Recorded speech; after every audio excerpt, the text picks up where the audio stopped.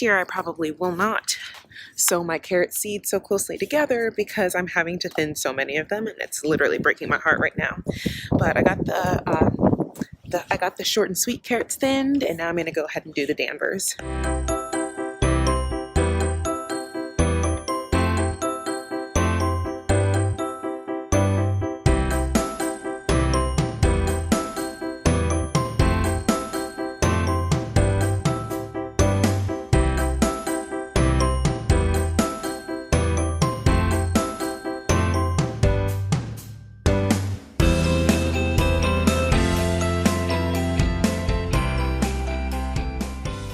There's two things I like to make sure when I'm thinning my carrots. One, that I'm trying to cut them instead of pull them so I don't disturb any root systems that I'm leaving there. And two, that I try to leave like a thumbprint and a half-ish between all of the seedlings so they have enough space to grow. Look at this. Daisy. So next I'm thinning my beets because I don't know what I was thinking this year, but I think I like threw down a whole packet of everything at this point. I think I was just so excited to plant when it was time to plant that I just overseeded everything. They're like on top of each other. So definitely going to thin some of these out today. I'm letting my beets get a little bit bigger than normal because I want to harvest the beet greens and eat them, and I don't want them to be like microgreens. I want them to be a little bit substantial, so I'm harvesting them about this size. So I'm not thinning all of them today, just the ones that are big enough.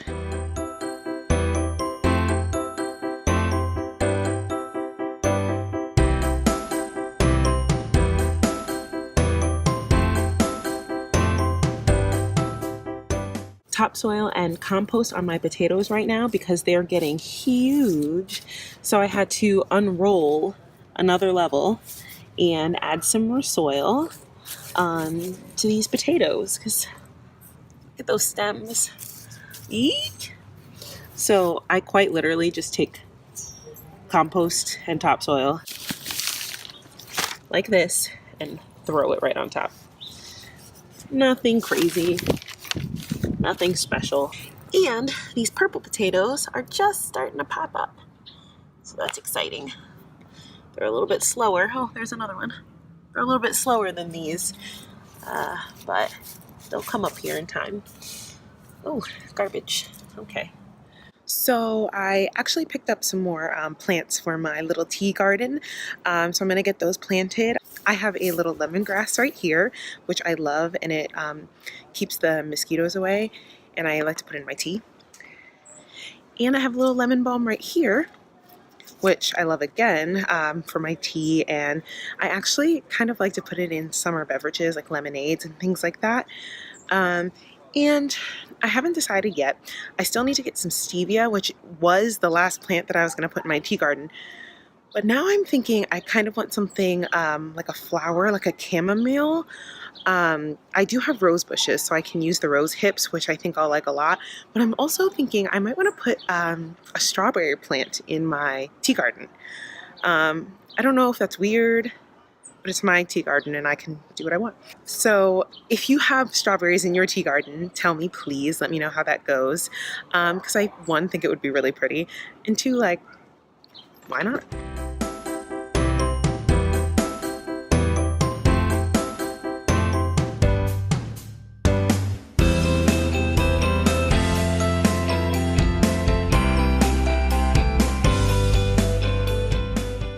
So here it is. Like I said, I did leave this spot open right here for some stevia, and then I'm thinking put a little bit, put some, maybe 2 strawberry plants here, and maybe like a chamomile or some type of flower, tea flower there.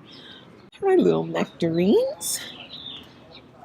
So happy about that. That's looking promising. Oh, there's another one. Yes. Finding these in my greenhouse. Does somebody know what that is? Like, it doesn't try to attack me or sting me or anything, but it sure is ugly. And it like won't fly out. I find one here all the time, almost every day. What is that? Ew. And I hate bugs. So I'm aware that these strawberries look dead, but I'm very hopeful. I feel like they're just waking up because I have some more down here that are showing green. So I think that they're just slow.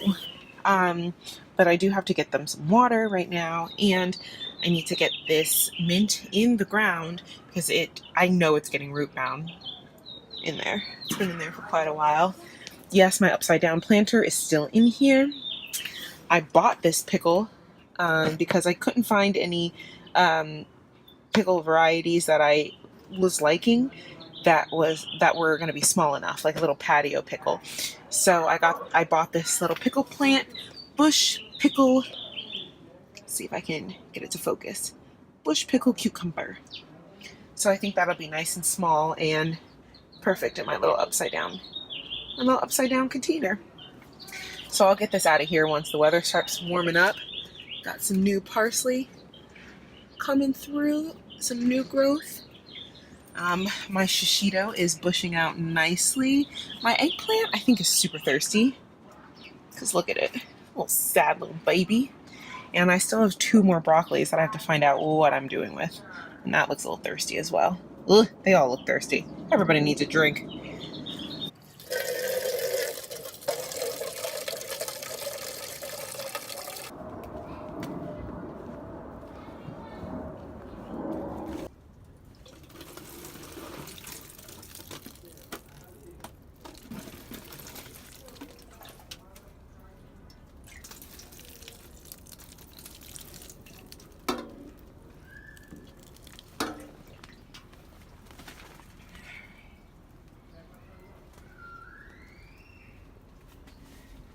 You know when you just have like so much to do and you just keep getting sidetracked because you're like, I don't know what to do first? That's me today. I'm slightly overwhelmed by all of the things that I planned for myself to do.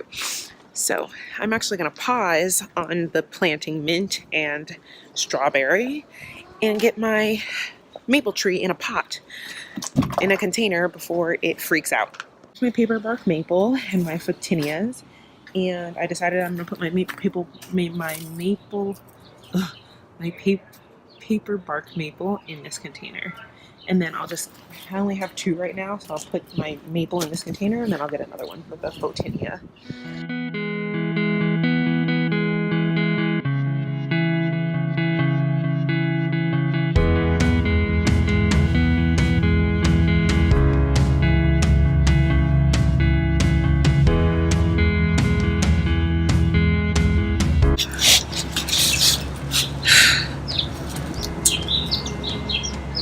I'm pretty positive I need to take some of this soil out. Alright, here we go.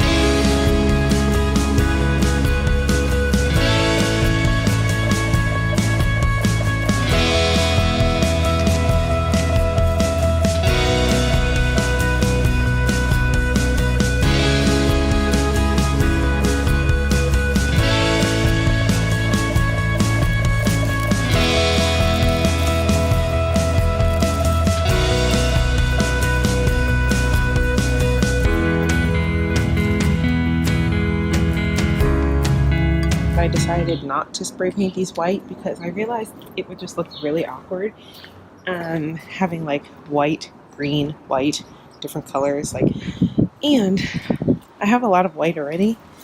Look how dirty it's getting. I'm like trying to clean them every day. Everything out here is like white and filthy. So no more white for me.